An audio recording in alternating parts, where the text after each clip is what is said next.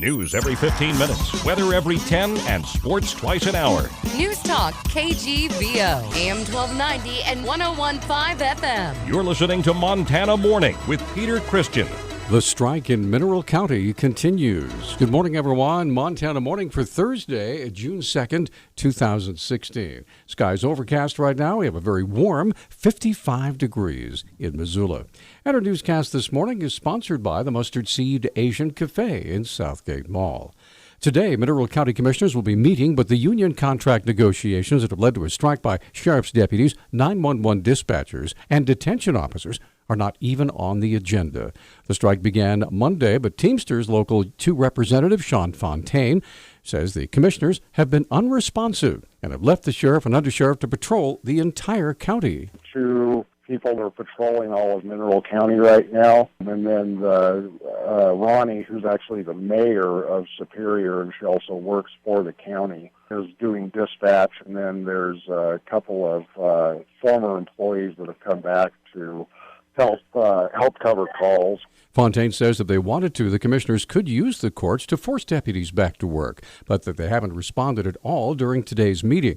The Teamsters are hoping that to get the public to go before the county commissioners on their behalf. We're not going to cross the line and go into the commissioners' meeting because we are still actively picketing. So that's why we're asking people from the community to step up and go in and during the public comment period and let the commissioners know what they feel about this. Fontaine says the deputies were, quote, concerned, end quote, and had, quoting again, long discussions about public safety, end quote, before the strike began. The most current contract ended last July, and those on strike are pushing for increased wages, benefits, and a long-term contract.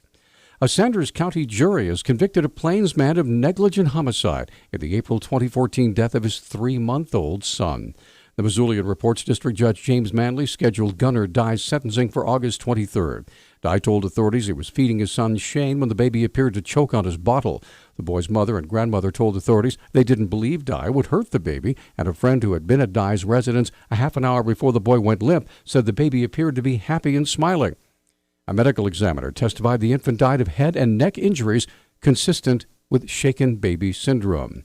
The jury returned its verdict Saturday after a week-long trial in Thompson Falls.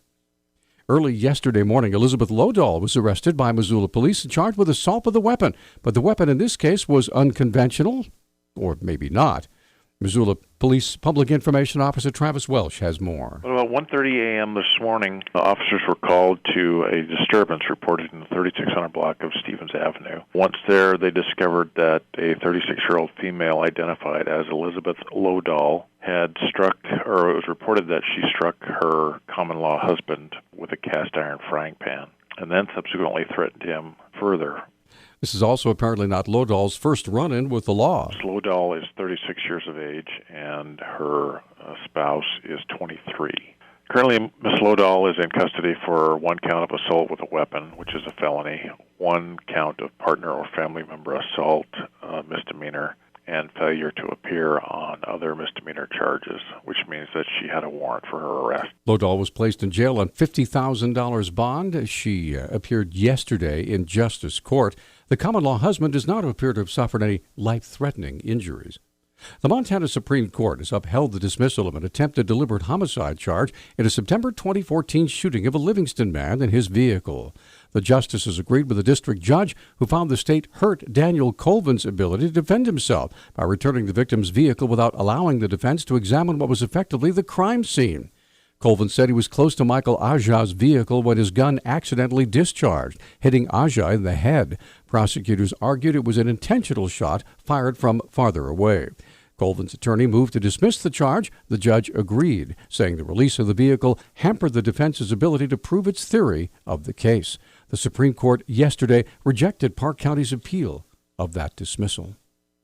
The hits just keep on coming to the U.S. government and the Environmental Protection Agency through decisions related to the Waters of the U.S. case from the U.S. Supreme Court. Montana Attorney General Tim Fox said the latest blow came from a case by the Army Corps of Engineers against a peat moss mine in North Dakota, in which the High Court decided the EPA had vastly overreached its authority in applying the Clean Water Act. The reason this is important important for the waters of the U.S. case, first of all, is it's another smackdown of the federal government in their administration of the Clean Water Act, which is at the core of the waters of the U.S. case that you mentioned. Fox said Justice Anthony Kennedy made some very interesting statements that he thinks supports their position in the waters of the U.S. case. The reach and systemic consequences of the Clean Water Act remain a cause for concern. As Justice Alito has noted in an earlier case, the Act's reach is notoriously unclear, and the consequences to landowners, even for inadvertent violations, can be crushing. Fox concludes with another statement from that case. He ends his concurring opinion by saying that the Clean Water Act continues to raise troubling questions regarding the government's power to cast doubt on the full use and enjoyment of private property throughout the nation. In October of 2015, the 6th U.S. Court of Appeals ruled to halt the waters of the U.S. regulations nationwide. The case is expected to head to the full Supreme Court at a later date. Federal charges have been filed against the two men accused of robbing a Missoula convenience store, carjacking a family from Washington State, and shooting at police during a pursuit. Thomas Dempsey and Nick West made their initial appearances Tuesday before U.S. Magistrate Judge Jeremiah Lynch. Both face robbery, carjacking, and firearms charges. They did not enter pleas. Both men are registered violent offenders.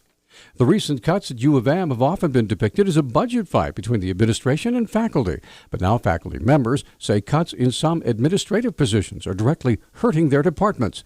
Women's Gender and Sexuality Studies Director Beth Humble said she's planning on spending a lot more time working as an administrator next year. We have grown hugely. We have over 40 majors in our first year, and then we got news in January. We've always had a 0.5 admin, actually only during the academic year, so it's actually more like a 0.4, and so 20 hours a week during the school year, and that was cut to 10 hours a week in January. The replacement for that administrative position will be doing similar work in two other departments, including philosophy, where Associate Professor Soisig Lorbion said the administrative cuts need to be focused on higher wage earners. I think that many people have been talking about the growth of administration in all universities, all nationally. Faculty members have been cut, and administration has been growing.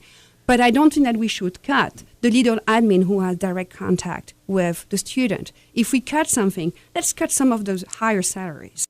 Lorbion says time faculty members need to shift to administrative tasks will likely lead to fewer journal articles and name recognition for teachers and for the University of Montana.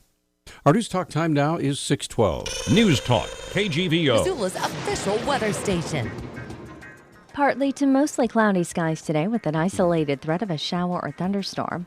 Highs will be in the low 70s. Winds will be breezy with wind gusts as high as 30 miles per hour. I'm meteorologist Brooke Foster for Missoula's KECI 13.